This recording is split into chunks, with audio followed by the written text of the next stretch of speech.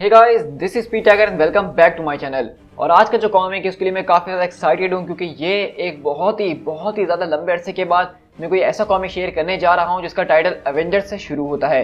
मतलब हमने mighty Avengers share करा, हमने न्यू एवेंजर्स शेयर करा, उसके अलावा हमने और भी दूसरे एवेंजर्स के टाइटल शेयर करे, लेकिन एवेंजर्स के टाइटल को शेयर किए हुए चैनल के ऊपर एक बहुत ही ज़्यादा लंबा अरसा हो चुका था। मुझे नहीं याद कि मैंने एवेंजर्स डिसअसेंबल के बाद एवेंजर्स का कोई और टाइटल आपके साथ शेयर किया है, तो इसलिए मैं इस कॉमिक्स के लिए बहुत ज़्यादा एक्साइटेड हूँ। और जैसा कि मैंने आपको बताया था कि अब हीरोइक एज के अंदर हमारे पास सारे के सारे हीरोज़ का एक जो है राइजिंग पार्ट शुरू हो जाएगा कि सारे के सारे हीरोज़, सारी की सारी टीम्स वो ऊपर की तरफ जाएंगी। तो जैसा कि मैंने आपको बताया था ऑलरेडी कि किस तरह एवेंजर डिसअसेंबल के बाद से ही सारे के सारे हीरोज नीचे की तरफ जा रहे थे और एवेंजर्स की टीम कभी दोबारा बनी नहीं थी।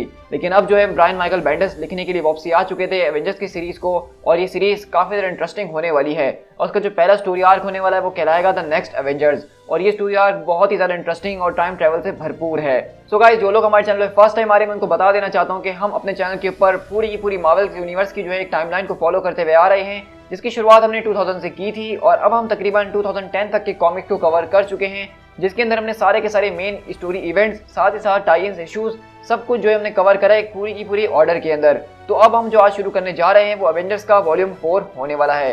तो गाइस, इस वीडियो को स्टार्ट करने से पहले मेरी एक ही रिक्वेस्ट है कि अगर आप चैनल पे फर्स्ट टाइम आ रहे हैं और इस तरह का कंटेंट एंजॉय करना चाहते हैं तो चैनल को सब्सक्राइब करना बिल्कुल भी मत भूलिएगा। तो फौरन से अपने कॉमिक के अंदर डाइव इन करते हैं और आज की स्टोरी को स्टार्ट करते हैं।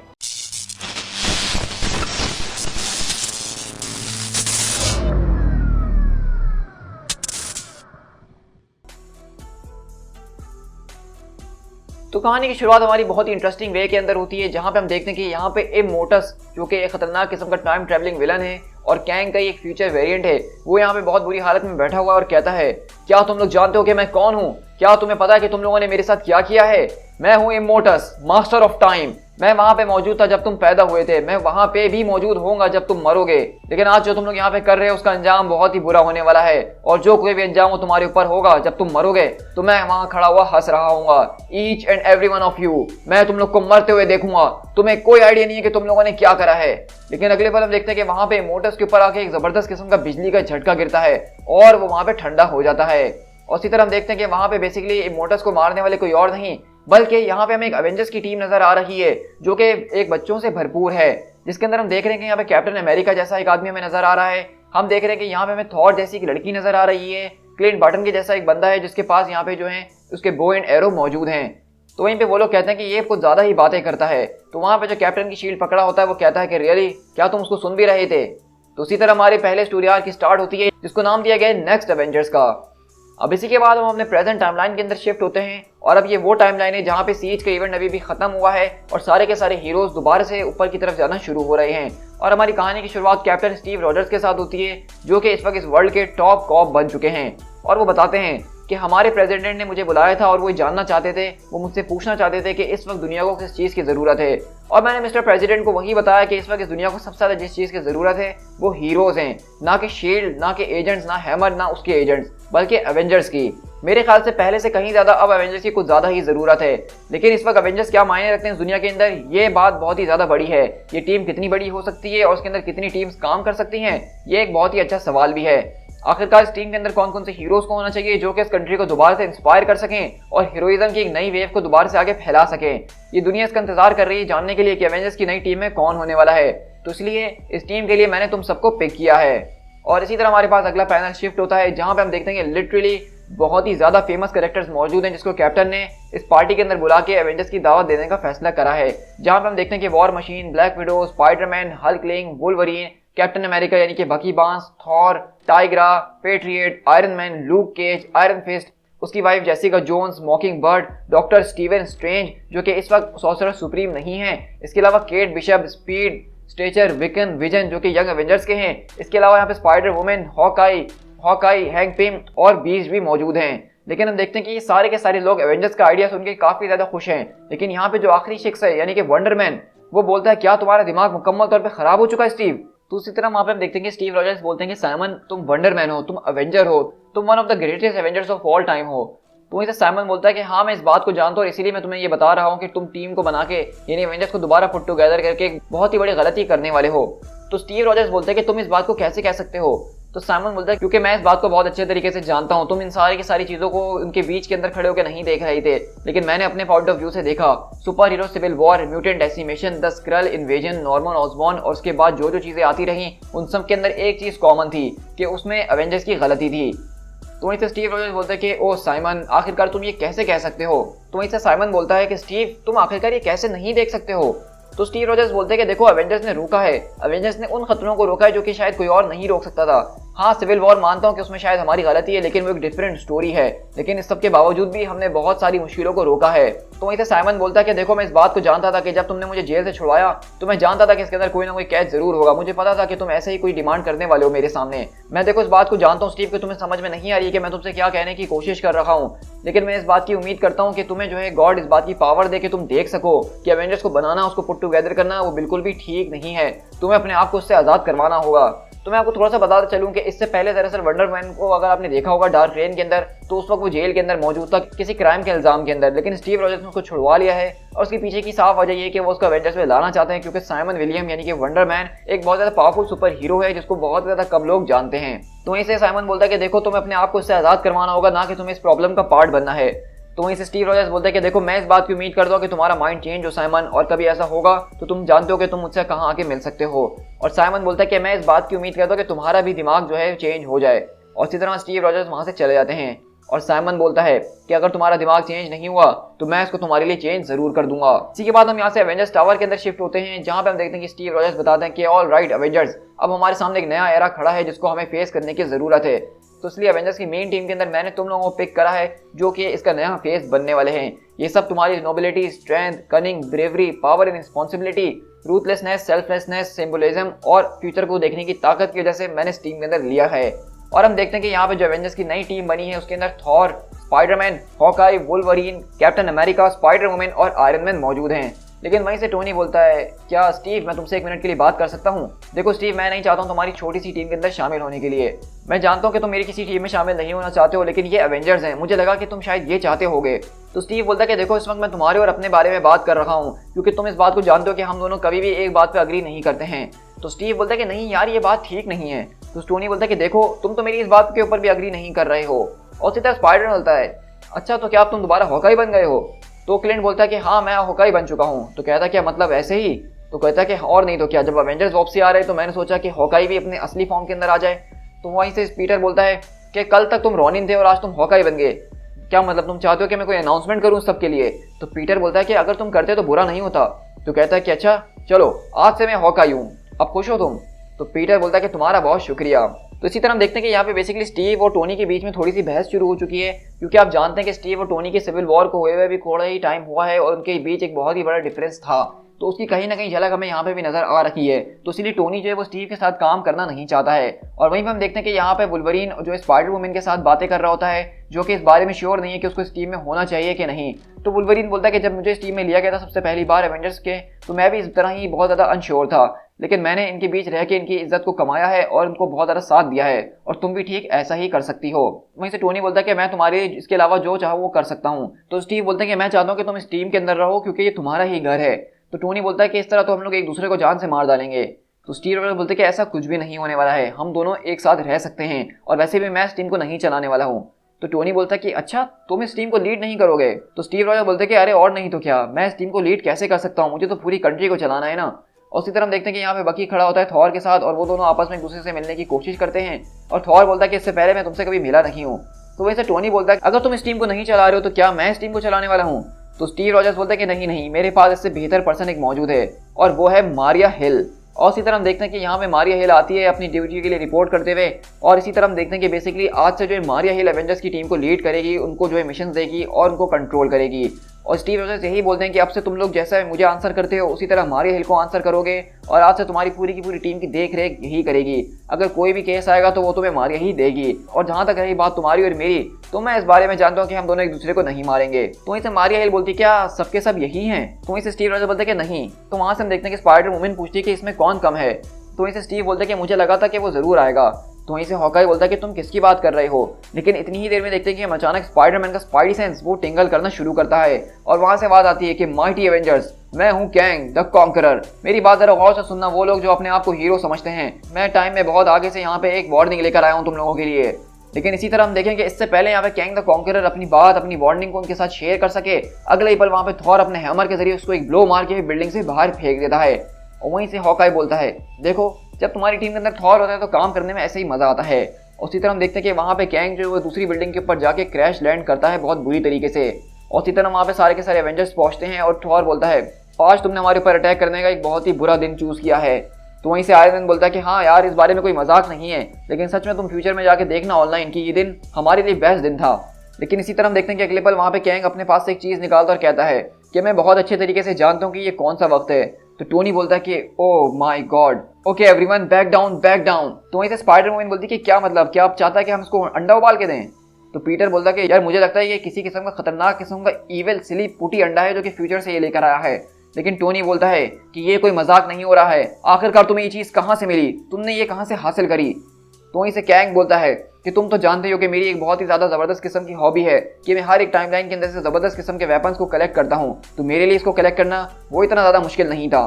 तो उसी तरह हम देखते हैं कि टोनी बोलता है, लेकिन आखिरकार तुमने इसको हासिल कैसे करा? मैंने इसको अभी तक बिल्ड नहीं करा है। तो कैंग बोलता है कि हाँ तुमने इसको अभी तक बिल्ड नहीं करा है, लेकिन आगे जाके ज़रूर करोगे। तो टोनी बोलता है कि नहीं, मैं नहीं करूँगा। तो कैंग बोलता है कि तुम करोगे, तभी तो ये मेरे हाथ लगा है। तो इसे थॉर बोलता है कि आखिरकार ये क्या चीज़ है? तो टोनी बोलता है कि इससे कोई फर्क नहीं पड़ता है, बस इतना समझ लो कि इस वक्त उसके पास अपर हैंड मौजूद है। तो इसे कैंग बोलता है कि बताओ उनको कि ये आखिरकार क्या चीज़ है, वरना मैं उनको बताऊंगा। तो टोनी बोलता है कि ये एक तरह की डूम्सडे डिवाइस है। तो इसे थॉर बोलता है कि तुमने एक ऐसी डिवाइस इन्वेंट करी है जिसका पर्पस ही सिर्फ डूम है। और स्पाइडरमैन बोलता है, क्या तुम्हारे पास जिंदगी के अंदर चैलेंजेस कम थे जो तुमने एक और नई चीज़ को बना लिया? तो वहीं से आयरन मैन बोलता है कि देखो ये एक तरह का डार्क मैटर एक्सेलरेटर है, इसके जरिए इतनी ज़्यादा पावर इसके अंदर मौजूद है कि इस छोटे से अंडे के जरिए इस पूरी की पूरी सिटी को बर्बाद किया जा सकता है और हमारा नाम और निशान तक मिट जाएगा। तो वहीं से स्पाइडर वुमन बोलती है कि आखिरकार तुमने इस तरह की चीज़ को इन्वेंट ही क्यों करा? तो टोनी बोलता है कि मैंने इस बात को इन्वेंट नहीं करा है, मेरे पास ये आइडिया ज़रूर था, मैंने इसको लिखा ज़रूर था, लेकिन मैंने इसको बिल्ड नहीं करा था। इनफैक्ट मैंने इस बात का वादा करा था अपने आप से कि मैं इस जैसी कोई चीज़ कभी बिल्ड नहीं करूँगा। तो स्पाइडरमैन बोलता है कि तुमने वादा तो करा था, लेकिन फिर भी तुमने शायद उसको बना ही दिया है। तो आयरन मैन बोलता है कि देखो इस वक्त हमारे लिए ज़रूरी बात यह है कि इस वक्त उसके पास अपर हैंड मौजूद है। तो वहीं से स्टीव रॉजर्स बोलते हैं कि अच्छा कैंग अब बताओ कि तुम्हें क्या चाहिए? तो वहीं से बकी पूछता है कि आखिरकार ये कौन है, मैं इससे कभी मिला नहीं हूँ। तो स्टीव बोलते हैं कि ये एक तरह का मर्डरर है, ये एक तरह का टाइम ट्रैवलर है जो कि फ्यूचर से आया है। तो वहीं से कैंग बोलता है कि मैं एक टाइम वॉरियर हूँ। तो स्टीव रॉजर्स बोलते हैं कि तुम सिर्फ एक टाइम टेररिस्ट हो और कुछ नहीं। तो वहीं से कैंग बोलता है कि ये बात साबित कर देती है कि तुम्हारी नज़र में यूनिवर्स वो कितनी ज़्यादा लिमिटेड है। तो स्टीव रॉजर्स बोलते हैं कि एवेंजर्स तुमसे काफ़ी बार पहले भी लड़ चुके हैं, तो ये बताओ कि आखिरकार आज तुम यहाँ पे क्या करने के लिए आए हो? तो वैसे कैंग बोलता है कि मैं यहाँ पे तुम्हारे पास इसीलिए आया हूँ ताकि मैं तुम्हें बता सकूँ कि तुम्हारा फ्यूचर के अंदर क्या हो रहा है और तुम्हें उसको जानने की ज़रूरत है। तो वैसे पीटर बोलता है कि अरे वाह, तुम आज फ्यूचर बताने वाले हो, तो मुझे फौरन बताओ क्या मुझे वहाँ पे ट्रू लव मिला वेला कि नहीं? तो उसी तरह देखते हैं कि वहाँ पे कैंग बोलता है कि ये तुम्हारे बच्चों के बारे में है, एक ऐसी रियलिटी जो कि तकरीबन ख़त्म होने वाली है और उसके अंदर तुम्हारी गलती है। ओह, क्या मैंने अब तुम्हारी अटेंशन हासिल कर ली है? ये जो दुनिया तुम देख रहे हो ये वो दुनिया जिसके अंदर तुम्हारे बच्चे रहते हैं, एक ऐसी दुनिया जिसको मुकम्मल तौर पर बर्बाद कर दिया गया था अल्ट्रॉन के जरिए। क्या तुम्हें याद है अल्ट्रॉन? मेरे ख्याल से तो तुम्हें याद ही होगा, एक आर्टिफिशियल इंटेलिजेंस जो कि बहुत ही ज़्यादा स्ट्रॉन्गर और इंड्यूरिंग है हम सब में से किसी से भी ज़्यादा।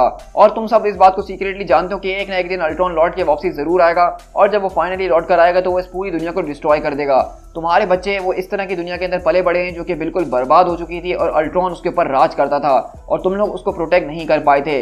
लेकिन तुम्हारे बच्चे वो अल्ट्रॉन से मुकाबला करने में सक्सेसफुल हो गए और उसको हराने में कामयाब हो गए। लेकिन ऐसा लगता है कि तुम्हारे बच्चे जिनके पास तुम मौजूद नहीं थे उनको गाइड करने के लिए उन्होंने अल्ट्रॉन को डिस्ट्रॉय तो कर दिया, उसके पूरे के पूरे एम्पायर को हासिल तो कर लिया, लेकिन इस सब के नतीजे में उन्होंने इस पूरी की पूरी दुनिया को बर्बादी के कगार पे लाके खड़ा कर दिया है।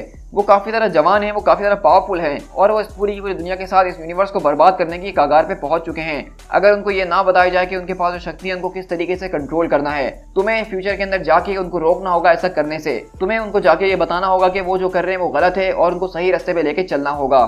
तो उनसे स्पाइडरमैन बोलता है क्या तुम बीच वाली बात दोबारा कहोगे? तो आयरन मैन बोलता है कि हमारे बच्चों वाली। तो वहीं से कैंग बोलता है कि हाँ, बहुत बहुत बधाई हो, तुम लोग को काफ़ी ज़्यादा प्राउड फील हो रहा होगा ना। तो वहीं से हॉकाई बोलता है कि लेट्स से कि तुम यहाँ पे सच कह रहे हो, लेकिन इससे मुझे कोई फर्क नहीं पड़ता कि हम किस तरह से टाइम एंड स्पेस को करप्ट करने की कोशिश कर रहे हैं, या फिर तुम स्मार्ट पीपल जो भी उसको कहते हो। क्योंकि अगर तुम जानते हो कि अर्थ के ऊपर फ्यूचर में अल्ट्रॉन आएगा उसको बर्बाद करने के लिए, तो क्यों ना तुम पास्ट में जाके उसको पहले ही रोक दो। तो कैंग बोलता है कि ऐसा हम लोग नहीं कर सकते हैं, तुम और मैं, हमारे अंदर वो कैपेबिलिटी मौजूद नहीं है जिसके जरिए हम अल्ट्रॉन को हरा सकें। तो वहीं से वुल्वरीन बोलता है कि बब तुम्हें ये सारी की सारी बातें कैसे पता हैं। तो कैंग बोलता है क्योंकि मैं ऑलरेडी ट्राई कर चुका हूँ और मुकम्मल तौर पे फेल हो चुका हूँ। मैंने 20 बार अल्ट्रॉन से मुकाबला करने की कोशिश करी है, अलग अलग साथियों के साथ, अलग अलग वेपन्स के साथ फ्रॉम ऑल टाइम्स, लेकिन चाहे कुछ भी करने की कोशिश क्यों ना कर लूँ, मैं अल्ट्रॉन को हरा नहीं पाता हूँ। लेकिन तुम्हारे बच्चे वो उसको हराने में सक्सेसफुल हो गए हैं। तो वहीं से स्पाइडर वुमन बोलती है कि आखिरकार हम यहाँ पे किसके बच्चों की बात कर रहे हैं एग्जैक्टली। तो स्पाइडर वुमन बोलता है क्या तुम इसकी बातों पर विश्वास कर रही हो। तो स्पाइडर वुमन बोलती है कि मैं विश्वास तो करना चाहती हूँ। तो वहीं से थॉर बोलता है कि हाँ चाहता तो मैं भी हूँ। तो वहीं से कैंग बोलता है क्या इस बात से कोई फर्क पड़ता है कि वो किसके बच्चे और किसके नहीं, मैं ऑलरेडी तुम्हें पहले ही बहुत कुछ बता चुका हूँ और यहाँ आने से मैं काफ़ी ज़्यादा बीमार अपने आप को फील कर रहा हूँ, क्योंकि मैं एक ऐसी टाइमलाइन से आया हूँ जिसके ज़रिए मेरा यहाँ पे होना वो बिल्कुल भी ठीक नहीं है। अगर मैं ज़्यादा टाइम यहाँ पे रहा तो शायद ये पूरी की पूरी रियलिटी बर्बाद हो सकती है। बस मैं तुम्हें इतना ही यहाँ पे बताने के लिए आया था कि तुम्हारे बच्चे, तुम्हारे ऑफ स्प्रिंग जो हैं वो फ्यूचर के अंदर कुछ ऐसा कर रहे हैं जिससे पूरी की पूरी रियलिटी, पूरी यूनिवर्स बर्बाद हो सकती है और मैं नहीं चाहता कि तुम्हारे बच्चे जो हैं वो मेरी जान लें, और अगर ऐसा हुआ तो मैं उनके खिलाफ जाने की हर एक कोशिश करूंगा। मैं तुम्हें वहां तक पहुंचा सकता हूं सारी की सारी टेक्नोलॉजी के जरिए, लेकिन आगे तुम्हें खुद ही संभालना होगा, तुम्हें इस बात को खुद ही डिस्कवर करना होगा क्या मैं यहाँ पे सच कह रहा हूँ या तुमसे झूठ कह रहा हूँ। और जब तुम ये देख लोगे तो तुम्हें समझ में आ जाएगा कि मैं किस मैडनेस की बात कर रहा हूँ। और अगर तुम इस पूरी की पूरी मैडनेस को रोक देते हो, मैं तुमसे इस बात का वादा लेता हूँ कि आज के बाद मैं कभी भी तुम लोगों को कोई भी हार्म या सफरिंग पहुंचाने की कोशिश नहीं करूंगा। एवेंजर्स के साथ जो मेरी दुश्मनी चलते हुए आ रही है मैं उसको यहीं पे खत्म कर दूंगा और तुम लोग का साथ देने के बारे में सोचूंगा। लेकिन इस बात को जान लो कि मेरी डेस्टिनी अगर तुम्हारे बच्चों के हाथों में लिखी हुई है तो मैं ऐसा कभी नहीं होने दूंगा। मैं उनका नामो निशान मिटा के रख दूंगा और नेक्स्ट टाइम हम जब मिलेंगे तो मैं इस डिवाइस को एक्टिवेट कर दूंगा और तुम्हारे पास खोने के लिए कुछ भी नहीं रहेगा। तो उसी तरह आयरन मैन बोलता है कि लेकिन जरा एक मिनट मेरी बात सुनो, मेरे पास कोई टाइम मशीन मौजूद नहीं है, मैं फ्यूचर के अंदर देख नहीं सकता हूँ, तो मुझे कैसे पता चलेगा कि तुम ठीक कह रहे हो कि नहीं। तो कैंग बोलता है कि तुम्हारे पास टाइम मशीन मौजूद अभी नहीं है, लेकिन जब तुम्हारी ये टीम कंप्लीट हो जाएगी तो तुम उसको बनाने का रास्ता जान ही लोगे। तो उसी तरह हम देखते हैं कि वहां से कैंग गायब हो जाता है खतरनाक किस्म की वार्निंग को देते हुए। और अब आपको समझ में आ रहा होगा कि शुरू में जो हमने कुछ बच्चे देखे थे वो दरअसल वही एवेंजर्स के बच्चे हैं जिसकी कैंग बात कर रहा है। तो उसी तरह स्टीव रॉजर्स बोलते हैं कि अब हमें टाइम मशीन की ज़रूरत है। तो आयरन मैन बोलता है कि हाँ हमें उसकी ज़रूरत है। तो स्पाइडरमैन बोलता है क्या तुम्हारे पास टाइम मशीन नहीं है। तो कहता है कि नहीं यार तुम तो टोनी स्टार्क हो ना। तो कहता है देखो अगर मेरे पास टाइम मशीन होती तो मैं टाइम में पीछे जाके एसगार्ड को गिरने से बचा लेता, कैप्टन को गोली लगने से बचा लेता, मैं अपनी दोस्त जैनेट वैन डाइन और वांडा को बचा लेता, मैं अपने फादर को जाके बताता कि उन्होंने क्या क्या गलतियां करी हैं और शायद तब जाके मैं भी एक कैंग जैसा इंसान बन जाता। तो हॉकाई बोलता है कि तुम बिल्कुल ठीक कह रहे हो, हमें अपने फ्यूचर को डिस्टर्ब नहीं करना चाहिए। मेरे ख्याल से हमें इस बारे में भी नहीं पता होना चाहिए कि हमारे फ्यूचर में क्या होगा, मेरे ख्याल से कि ठीक नहीं है। और उसको तो हमें यह भी नहीं बताना चाहिए था कि आगे जाके हमारे बच्चे होने वाले हैं। टोनी बोलता है कि हाँ मे बी तुम ठीक कह रहे हो। तो पीटर बोलता है कि मे बी मतलब तुम कैंग की साइड पे हो। तो आयरन मैन बोलता है कि देखो हम लोगों को प्रोग्राम इस तरह से किया गया कि हम ये सोचते हैं कि टाइम सिर्फ एक लीनियर कंस्ट्रक्ट है, लेकिन प्रोबेबली ये ऐसा नहीं है। इस तरह की बहुत ज़्यादा एविडेंस मौजूद हैं जो कि इस आइडिया को, इस थ्योरी को सपोर्ट करते हैं कि टाइम एंड स्पेस जो वो एक्चुअल एक ऑर्गेनिज्म की तरह है, वो एक फिजिकल चीज़ है और इसी वजह से कैंग जैसे लोग जो है वो टाइम के अंदर आसानी से ट्रैवल कर सकते हैं, वो किसी भी टाइमलाइन के अंदर जा सकते हैं। तो वहीं से सारे के सारे लोग कंफ्यूज हो जाते हैं, जिस तरह बकी और स्पाइडर वुमन, और वो पूछते हैं कि आखिरकार इन बातों का मकसद क्या है, कुछ समझ में नहीं आ रहा। टोनी बोलता है कि इन बातों का मकसद ये कि सब कुछ अभी हो रहा है, मतलब पास्ट भी अभी हो रहा है और फ्यूचर भी अभी हो रहा है, सब कुछ एक ही वक्त में होता है, वो एक ऑर्गेनिज्म की तरह है, बस हमें उसके प्रिसीव करने का तरीका वो अलग है। हम उसको एक लीनियर पाथ में देखते हैं कि पास्ट पीछे है, प्रेजेंट अभी है और फ्यूचर आगे है, जबकि सब कुछ एक तरह से एक ही वक्त के अंदर हो रहा होता है। तो वहीं से हम देखते हैं कि कैप्टन अमेरिका बोलते हैं कि एग्जैक्टली मैं तुमसे यही बात करने की कोशिश कर रहा हूँ कि हमें इसकी परवाह हो क्यों रही है। देखो अगर ये बात सच भी है तो ये जान लो कि वो हमारा फ्यूचर है, वो अभी नहीं हो रहा है, तो हमें उसकी परवाह करने की जरूरत अभी नहीं है, वो हमारी कल की प्रॉब्लम है, हम उसको कल सॉल्व करेंगे। लेकिन थॉर बोलता है कि नहीं, अगर ये दुनिया खत्म होगी और हमारे बच्चों के हाथों खत्म होगी, हो सकता है कि हमारे बच्चों को हमारी ज़रूरत हो और मैं इस बात को तो इग्नोर नहीं कर सकता हूँ। मेरे ख्याल से हमारे पास एक चांस मौजूद है कि हम दुनिया को बचा सकते हैं। तो वहीं से स्टीव रॉजर्स बोलते हैं कि आखिरकार तुम्हें उस मशीन को बनाने के लिए किसकी ज़रूरत पड़ने वाली है। तो टोनी बोलता है कि देखो सच कहूँ तो मुझे विक्टर वॉन डूम की ज़रूरत है, क्योंकि वो ये काम अच्छे से कर सकता है, लेकिन मैं जानता हूँ कि उसके ऊपर हम विश्वास नहीं कर सकते, तो मुझे किसी और की ज़रूरत है। तो स्टीव रॉजर्स बोलते हैं कि री टीचर्स का हम इस्तेमाल कर सकते हैं। तो टोनी बोलता है कि मैंने उनको ऑलरेडी कॉल करने की कोशिश करी है, लेकिन वो घर पे मौजूद नहीं है। मुझे जो एडवांस नॉलेज चाहिए टाइम एंड स्पेस के बारे में नहीं, बल्कि इंटर डायमेंशनल ट्रैवल के बारे में भी, ताकि अगर हम उसको एक्सेस करने की कोशिश करें टाइम को, तो हमारी रियलिटी का जो कंस्ट्रक्ट है वो बर्बाद ना हो जाए। तो वहीं से कैप्टन अमेरिका बोलते हैं कि मारिया तुम अपनी लिस्ट को निकालो और छानना शुरू करो, क्या हमारे पास कोई ऐसा शख्स मौजूद है जो कि हमारी मदद कर सके। तो मारिया बोलती है कि श्योर, ये इतना ज़्यादा मुश्किल नहीं होगा। तो वहीं से स्टीव रॉजर्स बोलते हैं कि तुम ऑसबॉर्न की फाइल्स को भी चेक करना। लेकिन वहीं से वुल्वरीन बोलता है वेल मैं एक ऐसे बंदे को जानता हूँ जो कि हमारी इसके अंदर मदद कर सकता है। लेकिन इसी तरह हम लोग यहाँ से कैंग के पास शिफ्ट होते हैं, जो कि अपने फ्यूचर के अंदर आता है और वहां से उससे एक आदमी पूछता है, तो बताओ कैंग कि सब कुछ कैसा रहा। तो कैंग बोलता है कि वो लोग यहाँ पे आ रहे हैं, मुझे इस बात की उम्मीद है कि उनको आना ही चाहिए। तो वहीं से कैंग बोलता है कि मैं समझता हूँ कि इस वक्त दाव के ऊपर क्या लगा है। तो वो आदमी बोलता है कि बहुत ही अच्छी बात है, वो एवेंजर्स बहुत जल्द जान जाएंगे कि Hulk is the smartest one there is.